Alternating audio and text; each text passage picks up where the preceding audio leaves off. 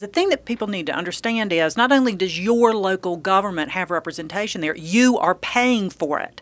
In addition to these local government entities that are registered by themselves, and some of those that are registered already include the City of Wilmington, the City of Charlotte, Mecklenburg County, Durham County, Gaston County, or some that have registered for this short session. You also have the League of Municipalities, and the cities pay to belong to the League of Municipalities, and they pay those dues with taxpayer money. In addition to that, we have the North Carolina Association of County Commissioners, and again, the counties join that. They pay dues, and the dues are paid for by taxpayers. Then in turn, those associations, those lobbyists that are hired for those particular local governments, go down to the General Assembly and lobby for particular issues. One thing that we're seeing that's a very hot item right now is annexation and fixing the annexation laws, the reform that was passed during the last session.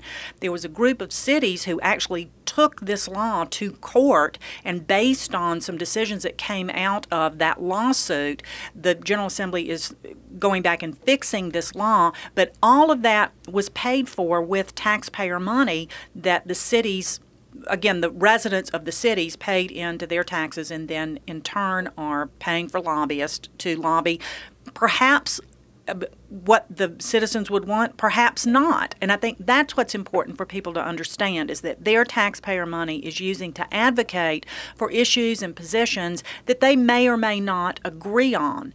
Now, having said that, on kind of the other side of that advocacy coin, if you will, there are elected officials that the constituents in particular areas, for example, let's use Mecklenburg County, since they have hired lobbyists to lobby on their behalf.